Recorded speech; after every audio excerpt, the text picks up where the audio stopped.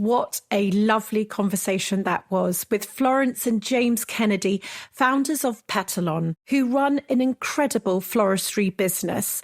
I actually was lucky enough to meet Florence and James back in 2016 when they came to visit me at my home as we filmed a starter advert for holly&co. And since then, they have gone on to build almost what I feel is a fairy tale business. Now in Cornwall, they're growing their own flowers. And when Florence spoke about her greatest high being the moment that she cut the flowers only this week to put into all of our bouquets and shed a tear, I have to say it was a very emotional moment. It made me realise why building our businesses, living the good lives is so magically important. Make sure you have your tissues. Bow your head and let your eyelids close on down. Where we're going, you won't need to bring your frown. I'm Holly Tucker, and welcome to Conversations of Inspiration. Back in 2006, I founded Not on the High Street from my kitchen table, and since then, I've gone on to launch holly&co. I'm the UK ambassador of creative small businesses, and I believe that having a business doing what you love is the key to a happy, fulfilled life. My dream is to help everybody start theirs. I'm here to offer advice, inspiration, wisdom, and encouragement. And in my view, the best way to do this is by sharing stories. So I've reached out to my favourite small businesses, entrepreneurs, and those who simply inspire me and asked them to share theirs. With thanks to Dell Technologies, who've helped bring this free podcast to life. Here are my conversations of inspiration. Hello, Florence. Hello, James. It's so lovely to see your faces. The last time we actually saw each other was back in 2016, I think, in my garden. You were so kind. You came and helped us film our first little mini ad for holly&co. And it seems like forever ago. Well, you were so kind because you fed us. Yeah. It was absolutely beautiful. It was a really and we didn't have children, and it was like one of those things where you turn up somewhere and people feed you and you don't need to wash up. And you don't need to manage any screaming tiny people. And you can just really enjoy yourself for the whole time that you're there. It was so, so lovely. And it does feel like a while ago, but at the same time, you've packed so much in. It's just almost like a dream. But, oh my gosh, your Instagram, it is like a dream. I say that when I'm sitting in a tropical hailstorm with thunder and lightning. But I look at your two faces and I'm like, it's meadows and it's flowers and it's Cornwall. Is that a reality? There's meadows and flowers, and it is Cornwall. There are days like that. But then I have actually lost one too many phones being waterlogged. So it's in the times where I'm walking the dog in the pouring rain, maybe I don't take those pictures so much because my phone won't work. But yeah, it's obviously a mixed bag. There's also nothing like growing flowers to make you appreciate the value of rain. Yes. Whereas before I would have said that the 6 weeks of sunshine we had around April this year down in North Cornwall was amazing. This year it felt like being in a chain gang. Yeah. Because suddenly our entire field dried up. The ground was like concrete and you were there with a pickaxe just trying to get it to accept any water you could get on it. So, it's all relative, I guess. When we go back to your story, James, you were in the early stages of building your bicycle company. And Florence, you were working as a marketing consultant. You sort of were like, I'm not going to say jealous, but you did look at James sort of loving what he was doing, following his dream, and you thought, I'd like to do that too. Was that your light bulb moment? Yeah, I think it was just, I was really a part of, choosing colours and what the design of the bicycles were. And I mean, it was fun, but it wasn't my dream, it was James's dream. And I sort of had that sensation of just like, what's my thing? We also had a puppy, and it's just like, James gets to stay at home, play with the puppy, follow his dream. And I just found myself pedaling back from the office as fast as I could. And I managed to get that journey down to 20 minutes. I was like, something not right. And it wasn't a bad job. I liked it. It was just, it's just I knew that something had to change. And I felt like I was constantly looking for what that thing would be. James, were you almost realising that this was happening at home?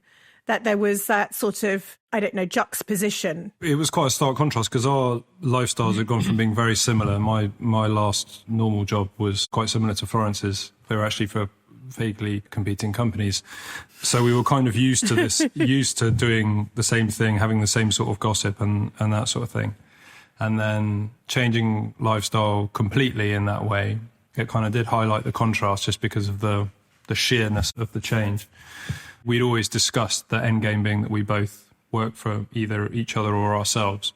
But at that point, I'd started and Florence hadn't quite started yet. So the pressure started to kind of mount, even though I was in the very early stages, on us to figure out what else we were going to do. Was that the sort of catalyst, and where did the idea come from? Because the floristry industry was established.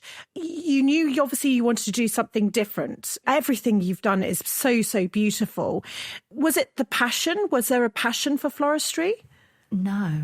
And I feel quite bad saying that, because I have kind of friends who would race to Columbia Road Market every Sunday morning to get, a gorgeous bunch of flowers. And they're like, oh, I must always have fresh flowers. And I just definitely, I like flowers. Who doesn't like flowers? But it was never really a passion.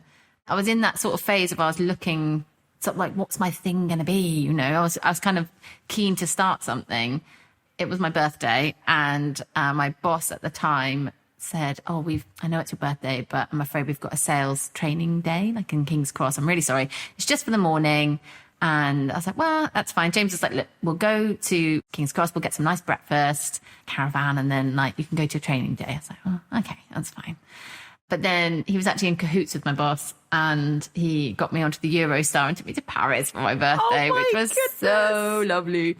Oh. And as a thank you to my boss for lying to me, he bought her a bunch of flowers. And for someone of our means at that time, for a small gesture of thanks, there's plenty of gorgeous florists in London, but a lot of them have minimum spends, and I totally understand why. But for someone like James, he was just going to go online, see what there was, send it to Jess, my boss. The second cheapest one. The second cheapest one, like a fine wine. Yeah. And I saw them on her desk, and I felt so bad for him, because it didn't really convey his thanks.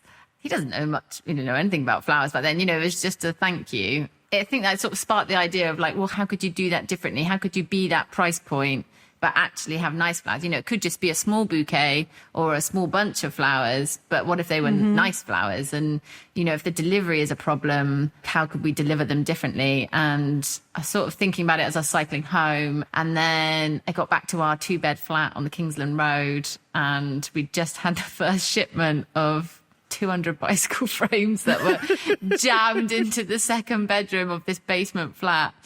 I was like, wow, that's how we'll deliver them, is by bicycle, because we've got bicycles. I only needed one. And I think just because, James's business had taken a year to set up, because you had to design the bikes, buy all the parts, get them shipped, and lots of kind of things. Whereas mine, I only really needed a laptop. We built a trailer for my bicycle. It was 8 weeks, wasn't it, from coming up with the idea to starting? So I told James my idea of how we could do it, and he would say, oh, well, yeah, and we could do it like this or like this, and we talked about it all. And then he'd be like, cool, so when we doing it? And I'm like, I don't know. And he's like, no, do you want to hand your notice in on this date? Because I was working in sales, and so I thought, well, if I save up my commission for those weeks, then I should have enough to live on for the next 3 months. In hindsight, is great, and I should have really saved a lot more, because that was not enough. Nah. But the risks were small, so if it flopped, then okay, I bought stuff to make a bicycle trailer, I bought some flowers, and I bought a laptop. But that was my outgoings, whereas James's is huge. The bicycle parts cost thousands of pounds, so the risk for me was so small that I was like, well, if it doesn't work, I'll just get another job. I wasn't buying a premises. I wasn't renting a premises. there were no big overheads at that time. And when it got to the end of those 3 months, I'd made £400. And I was like, oh my God, this is amazing. It's amazing, but I still can't pay rent and eat. So, even though it felt like a massive win that I had made some money by the 3rd month, it was just it wasn't enough. And actually, it was James's dad that was just you need a bit longer. And he gave me some money to just do it for another 2 months, 3 months. Yeah, he gave you £3,000, if I remember rightly, which was what we'd saved in the first place as well, because that would allow Florence to live for another 3 months. And that was kind of what it took to nudge it over the edge. What were those early days like? So, James, you had your bicycle business, Kennedy City Bicycles. You were starting out in the florist business. You wanted beautiful bouquets. You were going to obviously use the bikes to deliver them, which is absolutely fantastic. And where, assuming the name came from. But what were those beginning moments like? I mean, it was so exciting and new and exhausting. And Very physical. It was very physical, yeah.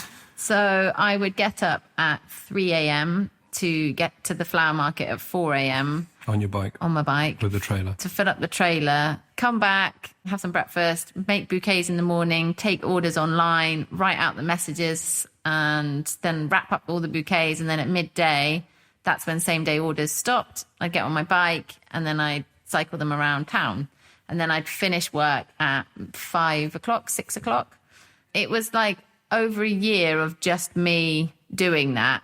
I don't think I ever got to the stage where I was burning out, but it was like, I'm not sure many people would have gone at it like I did. And I think it's because I didn't have any other responsibilities. And so, I mean, I had the dog, but I could give it my absolute everything. And as soon as James's dad had given us that money, sales started because it sort of spidered. So whoever sent a bunch of flowers to someone, if they liked them, then they would send them to someone else. So it grew very gradually. And it, again, not competing with James, but the business was just so different when we launched them in the same week. So even though his took a year to set up and mine took 8 weeks. Did you plan 2 launches in the same week? No, it just sort of... No, but at the time we came up with quite a sensible way of looking at it, which was that our philosophy at the time was we'd heard that kind of oft-cited statistic, which probably isn't true, but that 40% of businesses make it out of their first year. So we were like, well, if I understand probability theory right, if you've got 2, then that nudges you a little bit over 50%. So one of us is going to make it out of the first year, odds on, and then we can just work for the other one. Oh, I love that. And so was it a little competitive in the household? No, it honestly never was. I found it quite hard because James had a really beautiful picture taken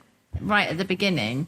It was so lovely. The bikes were looking good in it. I was just there. So it got James loads of exposure, and then he had a pop-up shop as well. So in those first few weeks, James was selling more bicycles than I was flowers. And I was Hang on a minute, there's a bit of a price difference here. Exactly. So I think I found that quite hard. But then because mine was just like a slow burner, obviously people only buy one bike, whereas they'll repeat order flowers. So they really grew in really different ways. But I did find it really hard in the first few weeks that, of such a higher value product was like flying out. But was flying out the door. So happy because the same thing, one of these businesses is going to work. So at least, it's working. Touching on the fact that you delivered your bouquets by bike. I mean, firstly, Florence, I can't even cope that you did all those deliveries. You must have been super, super fit. I was a wafer thin at the time. You ate a lot. I was going to focus on how much food she ate. It was incredible. It was like living with an Olympic medalist. It was crazy. Well, she was. I remember reading that you were quite nervous about this element before you moved, about the sort of bicycle delivery service, because, of course, the name was inspired by it and what people were going to think, because it was that sort of little USP. Do you know what I mean? That you had. I thought we were done. Yeah. I was like, well, that's it. So what happened? Because that wasn't actually the case. No. So we found this place in Cornwall a couple of years ago. It needed loads of work done and a roof put on and all sorts. And the long-term plan was that we'd move down with our children and that we'd keep the studio in London and that we would go up kind of every 6 weeks or something, check in on staff, have meetings with wedding couples, that kind of thing. I mean, we didn't really ever have a concrete plan. It was just like, well, vaguely something like that will work. And then it's like, well, you can't move to Cornwall and not grow. So maybe we'll grow something. So we rented a field and thought, well, maybe we could just send some flowers up to London and they can use them in the bouquet. So that was like the rough plan. Then COVID happened. And we suddenly, all our staff left. So they went back to their families and different countries that they came from. So suddenly James and I had to be right in the thick of it. And we had a couple of florists who were local and were like, right, well, we know that they just leave the house and they just come here. And because there was no one else, we were all just working every day. When COVID first sort of started, the cyclists would come, because we used to have a kind of 3 or 4 cyclists that would do the deliveries, and they'd come back and then it's like, do you know what? I'm not really comfortable ringing around all these doorbells. And I'm like, absolutely fair enough. and I'm not really comfortable with you coming back into the studio. Because, you know, it was so unknown back then. You just didn't, Yes, you know, you yes. didn't know. And so we're like, right, no more bicycle deliveries. And I was like, oh my God, we're done. Like, the whole reason people use us is because there's same day delivery. Now we're doing everything by post. It will be next day, and it's not going to be by bicycle. Nobody said anything. Everyone's totally understanding. I was like, oh, this is weird. And then, so we did And that. you think about all your deliveries that you were doing, peddling around. And we were getting busier and busier because people were sending flowers to people they couldn't be with. Yes. And so suddenly we were churning out all these postal deliveries, me, James, and... Churning, we were artfully crafting. And then suddenly we've been doing it for 2 or 3 weeks. And I was just like, there's absolutely no point us playing for a London postcode. Like, if we're doing it by post, it doesn't need to be here. And then we're just like, also, we don't have any staff. And we're in that tricky thing where our lease was up on the place we rented in London. This wasn't a second home. It was our only home, and we would have been homeless. And so we needed to move, but obviously none of the moving companies were around. So we just had a Luton van each and just went across the country in the middle of the night. Oh my goodness. Yeah. And it was pretty hectic, but it had to come down because it needed James and I more than ever. Whereas before, where I'd been on maternity leave and stuff, you know, it could kind of run without me. It did, you know, I still design the bouquets, but I can do that from a laptop. And then we found some florists down here. It was quite chaotic at the beginning, but we just got through it. And that was kind of for May and June. And then we were like, right, how do we grow flowers? And got some polytunnels put in. This is it. So you've gone from a couple that didn't know much about flowers, let's put it that way, to now saying, right, let's grow our own flowers. I mean, is that because of your experience? I think all of us have these experiences, don't we, in business, that we work something that we don't know, then we slightly succeed. Oh, look, James is actually showing me one of the flowers I think that you've grown in your polytunnels. No, that's outside. That's one of the outside ones. But you know, we work a muscle and we succeed.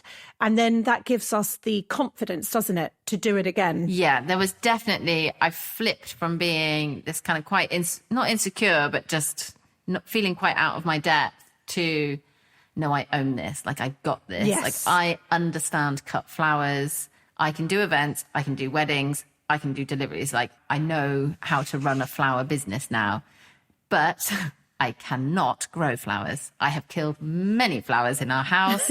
We never really had a proper garden, but anything I put in a pot died. We had a nasturtium once that survived. That was you, not me, though. That was me. Yeah. And so there was a definite part of me that's like, oh, I know I can't do this. But there was also the other part of me, which was so frustrated. Like, there's always the same cut flowers that are coming up on the auction. They're the same old. And I look, there's so many beautiful ones. There's obviously seasonal ones as well. But I was seeing people growing things on Instagram, and I was like, oh my God, I want that. Why can't I get that? There must be thousands of other people like me that want to have a big jug of Sahara rudbeckia, or these creme brulee phlox, or, you know, all these really amazing, beautiful, a lot beige. I like a beige flower.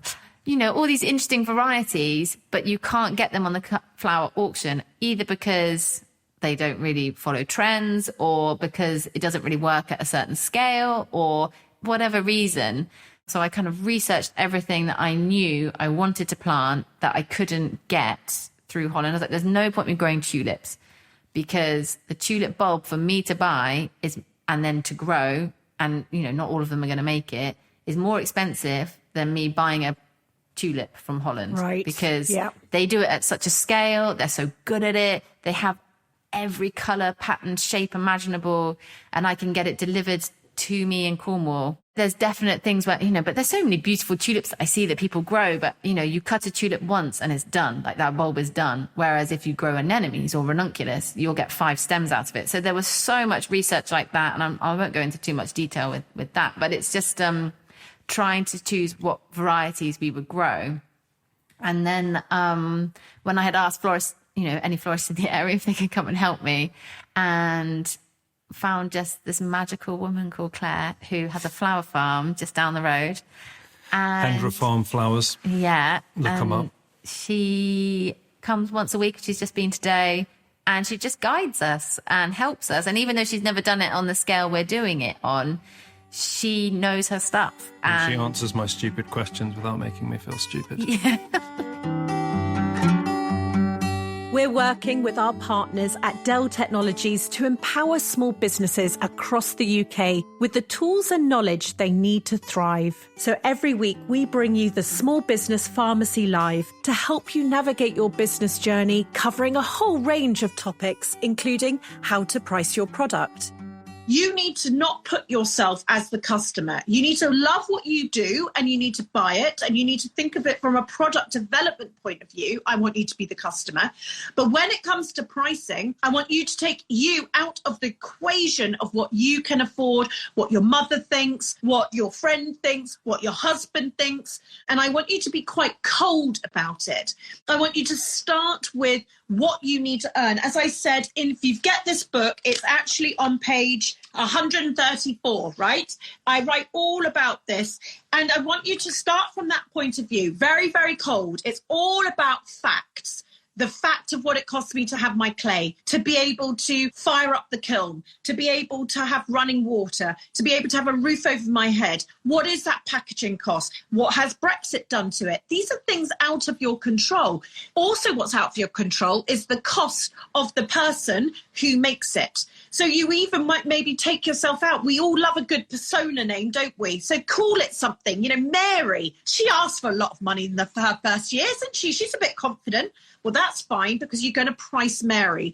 And then every year, Mary needs to earn more money as she becomes more of an expert, as her brand becomes more recognized. And I just want you to be quite cold about it and do not give yourself an inch when it comes to this. Then, as Charlotte said, get out there, be confident from day one. For the latest lessons, advice and insights, join me every Wednesday at midday live on my Instagram as we tackle a different area of business. With a continued commitment to empower you, Dell are giving away a tech in a box every week. For a chance to win a brand new XPS laptop and a whole host of other goodies, head to holly.co, where you'll also find loads of tangible advice on everything from marketing to brand and HR, all thanks to Dell. Now, let's get back to our conversation of inspiration. I understand that you crowdfunded for your business. Did that help you make that move, or was that more of a brand sort of raise, so raising money to increase your brand awareness? Wow. This actually is on my biggest low for the journey. I don't know if you want me to No, sneak preview into your letter. Yeah, okay, we'll wait for that. Let me give a boring answer now, and you can do it better later. We crowdfunded last spring and sold just under 10% of the business on Crowdcube, which was a decision we made to do before we knew that we were bringing the business down to Cornwall. But because of the time that these things take, and because a thing called COVID-19 that kind of kicked in quite quickly at the beginning of last year, the two very much coincided, and our race was going extremely well. And then COVID happened, and it sort of fell off a cliff. With us at about, because I hate obviously asking people for money, but then asking people for money when it's like felt so wrong. Anyway, so we were at wherever we were at 70% or something like that, and then that happened, and then we started making all the decisions about coming down to Cornwall, and the business like materially changed in our eyes over the course of about a week or so. Once we made that decision to move down to Cornwall, the raise had been put on hold, as all of their raises had done. Well, they figured out what to do as much as the businesses who were trying to raise funds figured out what to do. And then we decided to just be open about what we were planning to do and go for it anyway. Something had happened in the intervening period, because then we finished really strongly and went over our target and all of that sort of thing. And our stated aim the whole time with doing crowdfunding was, we're a business that's grown organically. We think we're getting to the point at which we're probably not going to grow organically that much more. And this is to fund marketing. We still have never paid for marketing or advertising in the course of the business. And this is to do that. Basically, we want to raise money pretty much exclusively to advertise and to help us to spread, to have more of a customer base outside London and the demographics we haven't always been so prominent in. And yeah, it went well, and we reached our target, and we got those funds, and we still haven't spent that money because COVID itself obviously led to a bit of growth for us. Moving down here and diversifying what we sell slightly has led to growth as well. I think we're kind of just doing a better job maybe than we were 18 months ago when we decided to do that raise anyway. So we still have that money and we will still do some advertising at some point, although we keep putting it off. But a load of things kind of coincided that have led to the business growing anyway. And we still have that to kind of take us to the next stage when we're ready. Well, I'm interested also, Florence, to hear from your side of things, because I know it's not easy, but these things can happen, can't they, James? So, like, businesses can just shift in 12 months. You don't necessarily with the wind, who would have predicted what would have happened to your business, and that at the same time you're raising and actually maybe you didn't need to raise, and there's great hindsight, isn't there, that you're thinking, we didn't need to do that, but then everything could have been the other way around as well. But when you talk about marketing, I was saying this before we started recording, that your email that we get is the most loved email in our office. We get squeals of delight. The 2 choices of bouquet each week and the names that you give them. Or when Bake Off was on, you would pick between the Prue Leaf or the Hollywood handshake. And it's just brilliantly done. It shows you, doesn't it? And I think that we try and do this at Holly&Co. Try and do something really well and try and not spread yourself too thin. Sometimes, I came out of a meeting and I was just like, right, we just need to stop doing it. We're not doing it well. We're stressing ourselves out. Really, is it going to change the dial? Probably not. But if we did this exceptionally well, maybe we could actually reach the target that we were hoping with that other thing in that one stream. What's your viewpoint? And do you know that your emails are good? Well, we take great pride in our bunch names, it'd be fair to say. We have to come up with... It's an absolute team effort. We have to come up with 104 every year. So, it's a fair old effort. This week we've got Baywatch and Miami Vice. And actually, when you look at the 2 bouquets, the colour palettes are absolutely perfect for those 2 things. You've had Ursula and Ariel. You've had Feathington and Whistledown. Yeah, I mean, they are just the best. They can be. And I think it's a bit of a rite of passage for any new staff to get a pair of name suggestions on the roster for that week. But so the newsletters are something we've always taken great pride in, I think, because we receive so many crap ones. Yeah. Just as normal people, like we all do, like all the time. GDPR was one of the best things that ever happened, as far as I'm concerned, and it being harder for people to pepper you with unsolicited emails the whole time, but it still seems to happen somehow. But in terms of what you say about having the ability to pivot with that sort of thing, I think it is really important, and we've had ideas over the last few years that we've tried to put into action that haven't worked out, and then we've had our most recent product, our field flowers, which has, and holding on to those ideas for as long as is appropriate is a very tricky thing to do, and hindsight is a beautiful thing and all that, and it's tempting to beat yourself up in retrospect when one of them doesn't work, but if one of them doesn't work, then you are by definition trying stuff. So I try to remind myself of that fact whenever we do have something like that. And you're like, this is a good idea. Why aren't people buying it? Yeah. But being able to then go, okay, that's all right. There's something we don't understand about this and we haven't seen, and we need to accept that and put our energy into something else. Tell me about field flowers for those who don't know. Florence, tell you about field flowers. So the original plan when we started growing was, I was like, wow, we can just put one stem of whatever crop has just blooming in the bouquets that week. So, I was growing enough that I thought would fit into the bouquets, but because I've never grown flowers before, I think I just naively thought they'd all just spring up at the same time and I'd be able to cut them, for the 3 deliveries that we have that week from Holland, we would just cut for 3 times that week from the field. But the reality is that you kind of have that curve where at the beginning is a few little stems, and then you have a flush, and then there's some at the end. I was like, well, what do I say a few at the beginning. There's like 50 odd stems there. It's like, okay, but I actually need 100. So I can't use them. So then what happens to those? And then I was getting so stressed when, a mouse would eat half a tray of seedlings, or, the slugs would attack something. And I was just like, oh my God, I haven't got the numbers. My numbers are off. Yeah. And then it was just a knee-jerk reaction to that was like, I'm never going to be able to predict how busy we are in a certain week 6 months in advance. Like, I'm never going to be able to do that. Yeah. It was actually just a knee-jerk reaction of like, for a company that prides itself on not wasting flowers, we cannot waste them. And also, I worked so hard on them. Yes. That the thought of them not going anywhere was like just soul destroying. So, the field flowers was basically just a knee-jerk reaction to not bad planning, but just not understanding how it all works, really. And actually, I think it's much nicer to have it as a clear, separate thing. Like, these are from the field, these are imported. I haven't told them what it is yet. Well, what is? What field flowers is. Oh, sorry. So then the field flowers are flowers from our field.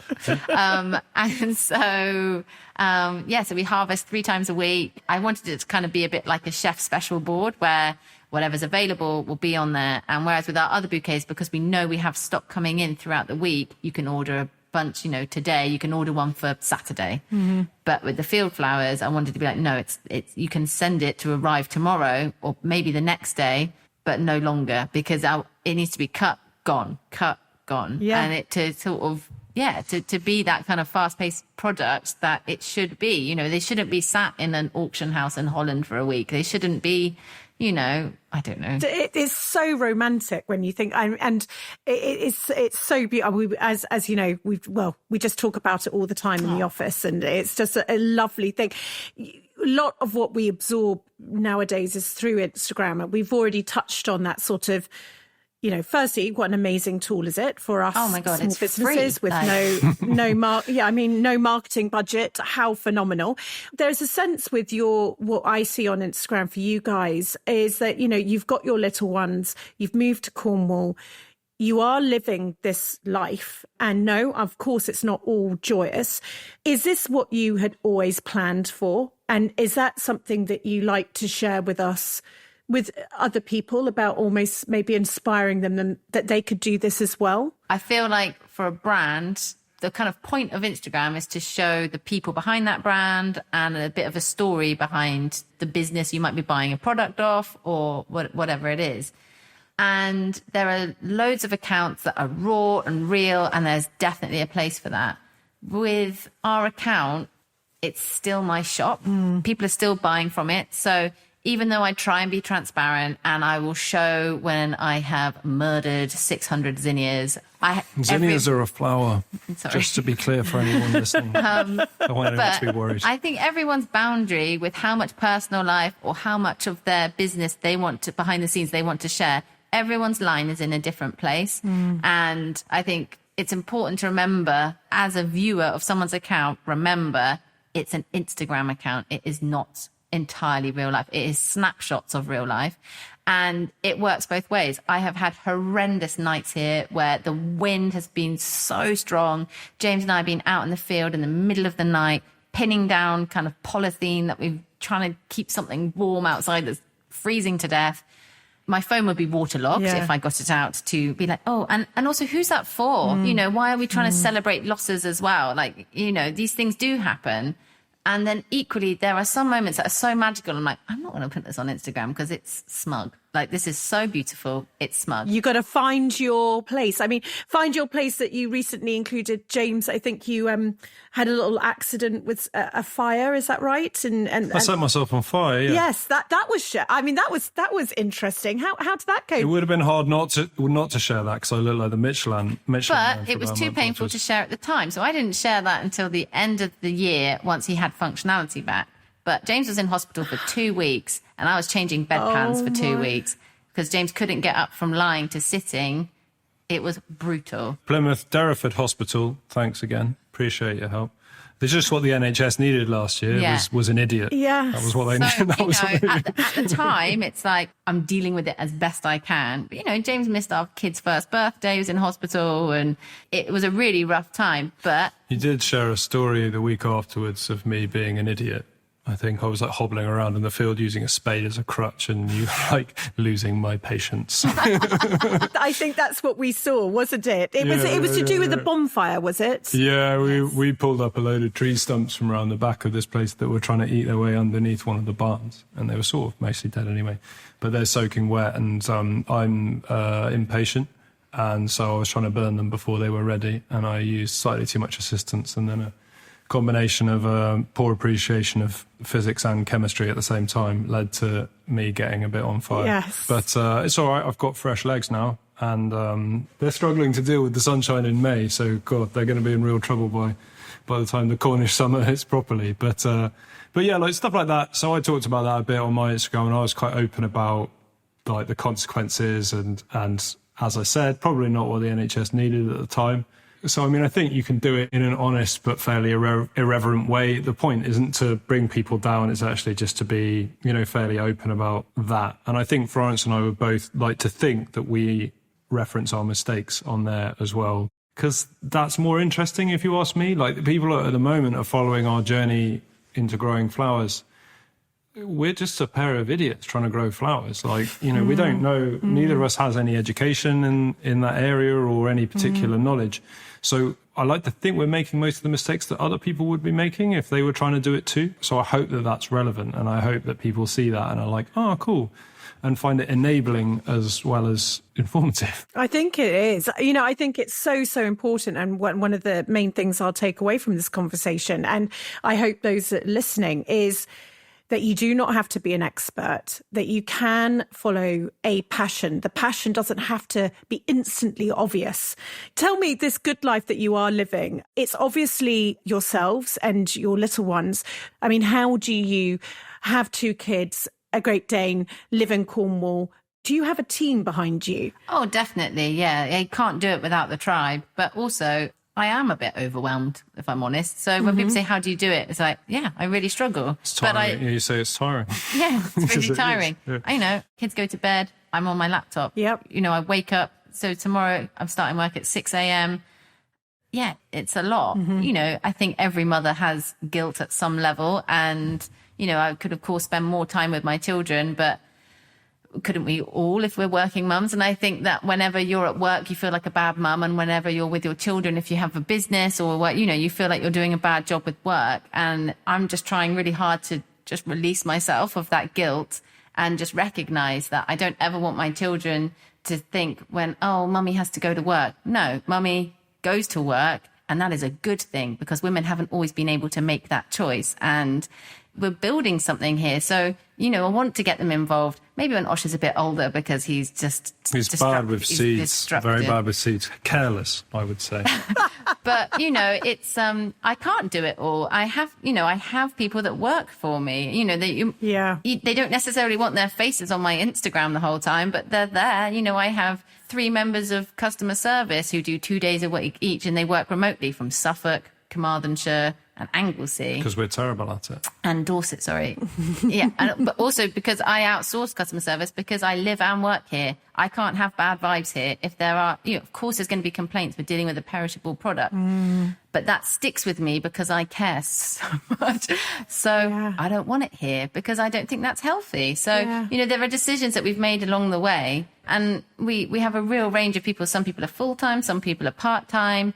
And yeah, you can't do it on your own. There's no magic pill with that sort of thing. No. Like people, we work hard, but we've chosen to do what we're doing. So I think our aspiration has always been not to lead a kind of necessarily a life of leisure, but to make sure that we are spending as much of our time as possible doing what we've chosen to do.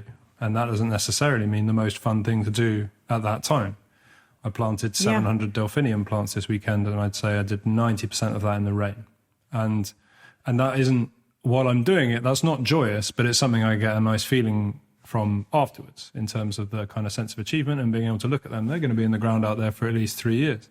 So I think I'm going to get a lot back from that. Yes. But it meant that Floss had both the kids for a few hours each day while I was doing it. And those trade-offs are constant and they don't go anywhere unless you're lucky enough to live in everything, cook, nanny, whatever else. Yes, then you are going to have to make those choices and economise and look after each other in that sense. And we're lucky because we work together. So I was going to ask about your role between the two of you. How do you break it down? I'm the services manager. I'm like a janitor. Do janitors cook? I cook. I cook. I clean. What do? We are equal parents in terms of childcare, and we have been since the beginning. It's something we always wanted to do, and we've gone quite a long way out of our way to make sure happens, because we think it's important for us in the way that we want them to see things.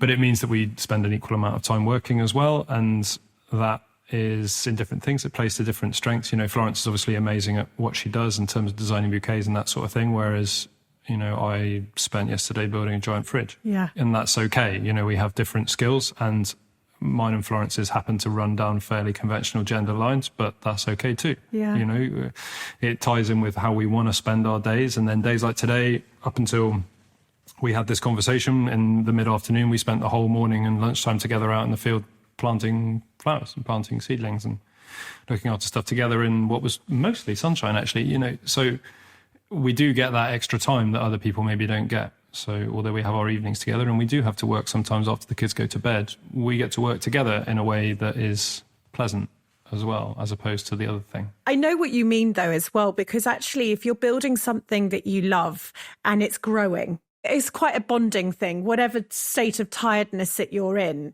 you're doing it together, and it's a journey like no other. I don't think we don't have arguments. We have some arguments, but there's nothing like literally sharing the same experience to build empathy. I think, you know, it's Yes, much easier yes. to empathise with the other person's working life when it is the same as yours. Are you listening to this week's incredible founder, dreaming of starting your own business, but don't quite know where to start? Then my book was written for you. Do What You Love, Love What You Do is the ultimate small business Bible, providing you with guidance, support, and insights I wish I'd had 20 years ago at the start of my business journey.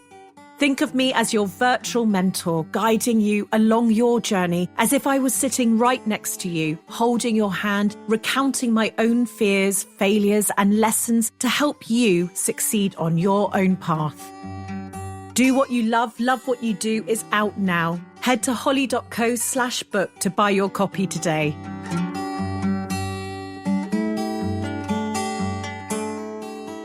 Tell me, it's coming up to a year anniversary, is this right, of you being in Cornwall? Last week. Past it, Last yeah. week. I just passed it.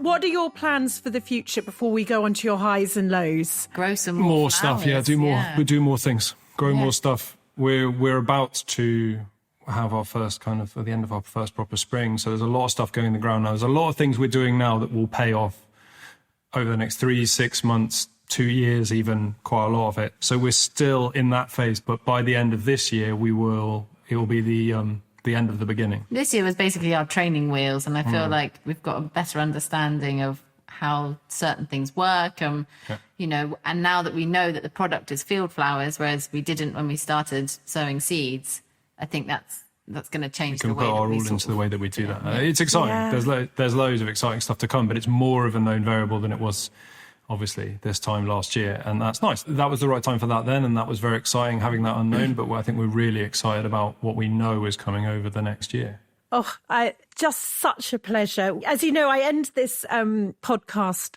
by asking you to share your greatest highs and lows, because, you know, what we do here is like being on an epic roller coaster. I'm sure that yours would be just full of beautiful field flowers, and Florence, you'd have flowers in your hair, and James, flowers in your beard. Yeah, but tell me, what would you say has been one of your biggest lows? Do you want to go first? Yeah, okay. Yeah, it's your biggest low. So we sort of touched on it a bit earlier. So it was a couple of summers ago. I was quite heavily pregnant with Oshan, our second kid. The business was hemorrhaging money. So we had set all the processes and people in place to be bigger, but we just didn't have the sales to match.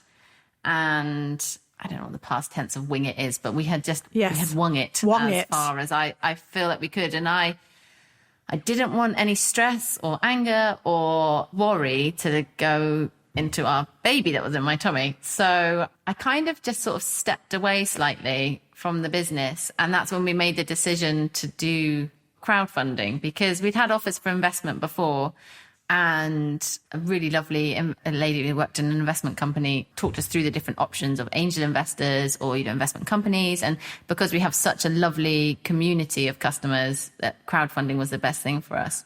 But that to me felt like the last ditch attempt. I was like, I thought that I was losing Petalon just as I was having a baby, and everything that I'd put my like all into for like those years was just about to go. And I didn't have like the space to get like emotional about it because I needed to be like happy for the baby.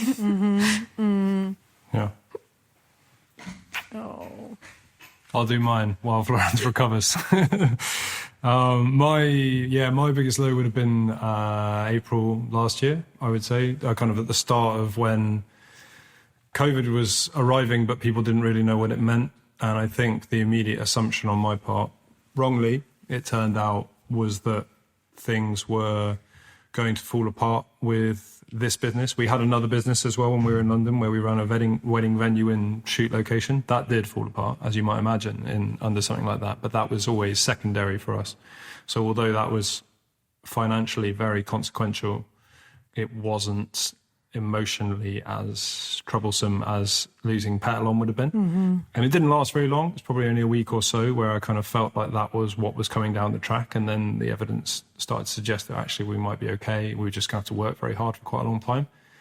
That sensation, especially when you were losing the other businesses as well at the same time, was very sobering. It wasn't like there was any particular moment where I was really upset. It was just kind of, I felt lethargic. I felt very like this feels out of my control. And I'm never particularly good at admitting that anything is out of my control. But it's certainly, the evidence at the time was suggesting that unless I had a vaccine up my sleeve, it probably was out of my control. Yeah. And there wasn't going to be much I could do about that for various reasons. We were unlucky in terms of falling between the cracks in terms of government grants for both businesses and that sort of thing. So it was humbling, I think we've had to say. And it's a sensation that's going to stay with me for quite a long time, which, you know, as is traditional in these sorts of stories, it's a negative that will become a positive because it does give you perspective. And if all you have is relentless, gentle success, then you're probably not going to appreciate that very much.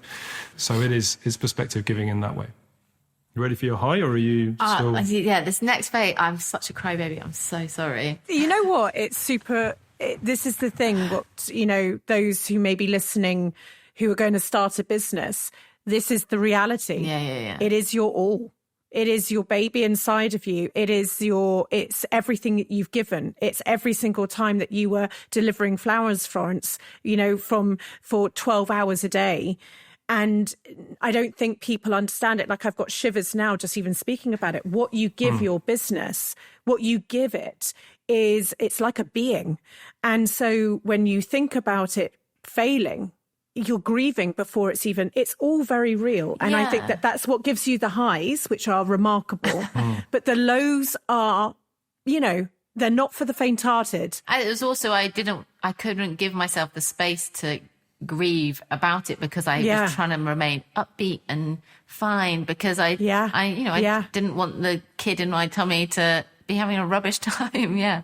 So tell me about when the wind's in your hair. Okay. So for my strengths. Oh, high. Yeah, my high. Sorry, not strengths. High. It's now, actually. It's this week because, like, I can't describe. Well, you're going to set me off, actually. I know. But it's just, we've worked so hard physically on this place. And then this week to walk down to the field at 6 a.m., cut some flowers, condition them, bunch them up, put them online, and then people across the country have bought them and then we send them in the post. Like, what? I know. Oh. And, you know, it's just, it's like a real pinch me thing because I couldn't grow flowers this time last year, and the snapdragons that we have grown are so beautiful. And the seed that I sowed for them were like dust. I was like, how on earth are you meant to put one piece of dust in each cell of a cell tray? I couldn't understand how that would ever work. When they were in their cell tray, they were so miserable. They were sulking. I was like, oh, these plants are not doing very well. I put them in the ground and, like, you just wouldn't know. You look at them now and they are just like a sea of rockets. They're wicked. They are wicked. And to grow something that you're proud of, that people want to buy and actually know that journey from that, you know, sowing that seed to actually it being on someone's mantelpiece in Birmingham or wherever it might end up I just love it. Oh, and oh gosh. And James, yourself? Our first day working down here. So my father and I had been down for 2 weeks beforehand, getting the barn opposite our house into a good enough shape for people to be able to spend a day in. And we sort of just about made it in time without sleeping very much, and kind of work camping. And then I was still up a ladder kind of wiring the lights in while people were starting to condition flowers beneath us, and kind of thinking, oh, bloody hell, we've actually pulled this off. This is going to happen in time. And these kind of disparate pieces of a jigsaw are actually going to slot together. And one way or another, you know, I wasn't under any massive illusions that we were suddenly headed for constant paradise, but it was more like, okay, we're going to, one way or another, we're going to be able to actually do this and take this thing down here and bring it with us into the kind of next stage of our lives. But that was amazing. Normally I'm not set off before the lessons, but now well, buckle up. I'm like, I'm not able to quite cope with this image of how proud you must be. And the fact that both your happiest, highest moments are now-ish, this period of time in your life. And what a lovely thing for you both. Right. Well, so that I can't lose it before the letters, you know, it is that time, and it's just been glorious. What a glorious thing to spend time with you both, and for you to be so generous and honest with us all. It's really appreciated. And it's that time where I'm going to hand over to both of you. I know that you both don't know what each other have actually written. And we're going to start with you, James, if that's okay. But thank you very much for sharing a piece of your soul with us today. Okay. I've written it in letter format. You'll be pleased to hear. Dear James, how are you? Good, I hope. I'll start with an apology. I know you find letters annoying, but it's okay for some things to be slow, to make you stop and concentrate on one thing for a little while, you hyperactive young man. You're 21. I considered writing this to 16-year-old James, but he would have thrown it in the bin without reading it in a pointless attempt at rebellion. So you're stuck with this unsolicited advice, which I know you love. Wear sunscreen. Just kidding. It's a good song, though. Serious stuff now. There's 5 points. 1, hold your plans lightly. They'll change a lot. That doesn't mean they aren't good plans. They're great plans. It's just that you'll change, the world will change, more than you know, and the feedback you get from rubbing up against them in the real world will mean you'll want to be flexible. 2, give time freely to your friends, but guard it jealously from jobs or hobbies that would monopolize it. Everyone is more than their job. You'll meet people over the next few years whose self-esteem is inextricably linked to their work, and therefore to those who manage or employ them. You'll also see what that can do to people. It isn't nice. 3, nobody knows what they're doing. I know that right now it's all intimidating, but jobs are more about jargon than you'd think. Once you see things from the inside, it's really all quite mundane. The same rules tend to apply. Work hard, be conscientious, and treat people with respect, and you'll be fine. 4, it's okay that you're bad at working for people.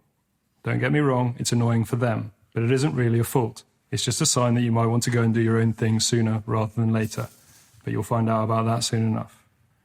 5, most importantly, be deliberate in your actions, acknowledge inconvenient truths.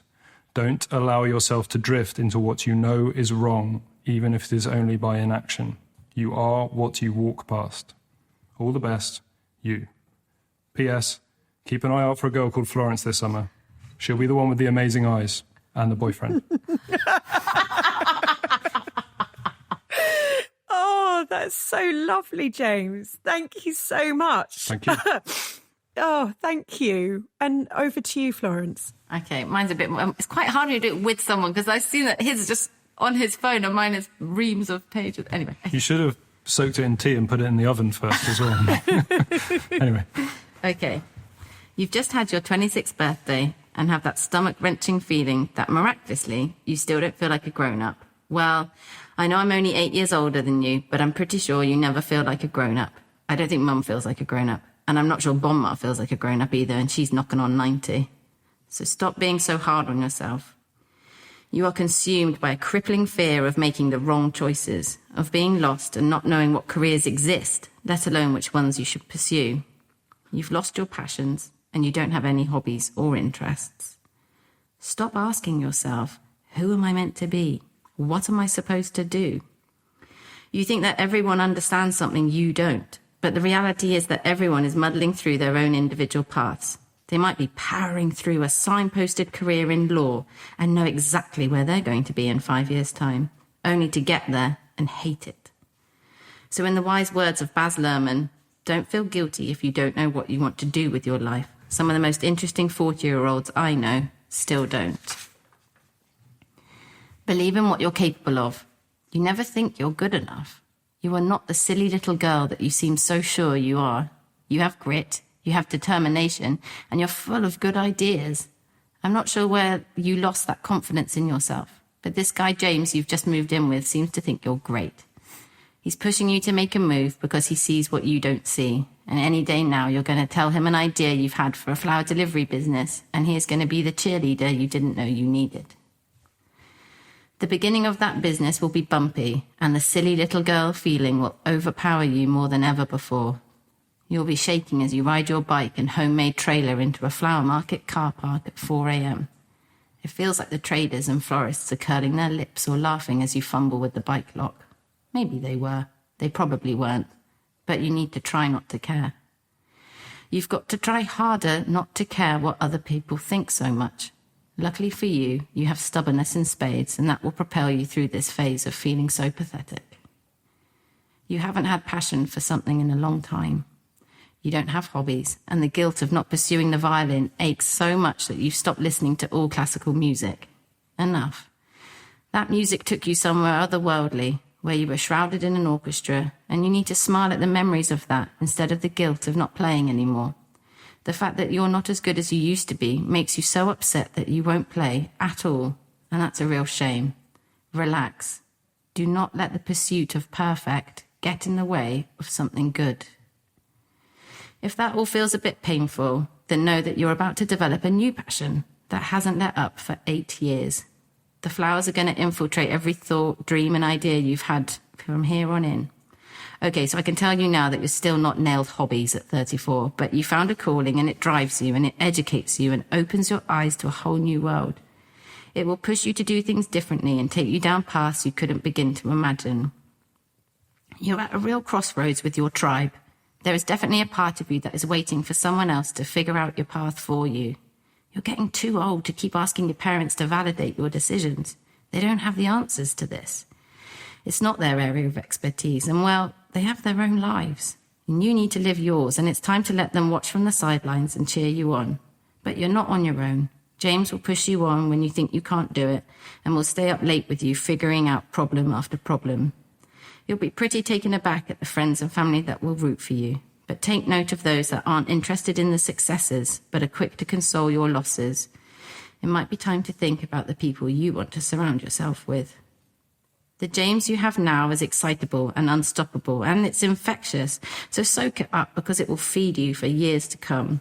He will become your scaffolding, giving you the freedom to grow, but always supporting and protecting you whilst he finds his own way too. So remember that when you're ratty with him about something that really isn't important. He will give his whole self over to help you realise your dreams, and you will grow together in a way you didn't quite picture married couples could. There will be dizzying highs and crashing lows over the next few years. You can't have one without the other, but know that you are not that silly little girl. You will find your calling and be surrounded by those that are rooting so fiercely for you. Oh. I haven't cried in ages.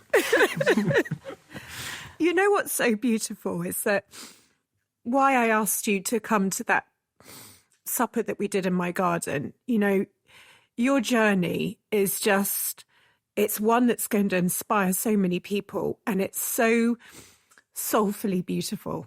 You know, I can see you guys in 20 years' time doing this and being so happy and going through the journey, but you're going to pick all the golden nuggets out of it. And I know that you're both going to celebrate it and that you have each other, and it's going to be quite magnificent. Oh, thanks, Holly. And thank you so much for sharing. That was a really beautiful letter. And I'm just going to absolutely have a really big cry after this as well. I think we all are. Oh my gosh, my goodness. Well, thank you so, so much for your time today and for all the lessons everyone would have learned by listening. And we wish you everything. Thank you very much. Holly, thank you so much for having us on. Before you go, don't forget to head to holly.co to be in with a chance of winning a brand new Dell Technologies XPS laptop and a whole host of other goodies. And if you've enjoyed this episode, if it's helped you along your journey or inspired you, would you mind rating and reviewing? Your support means the world to me. It really does spread the word and will help inspire even more people to build a life they love. And if you want to hear all our latest news, you can sign up to my weekly newsletter, Holly's Desk Notes, over at holly.co.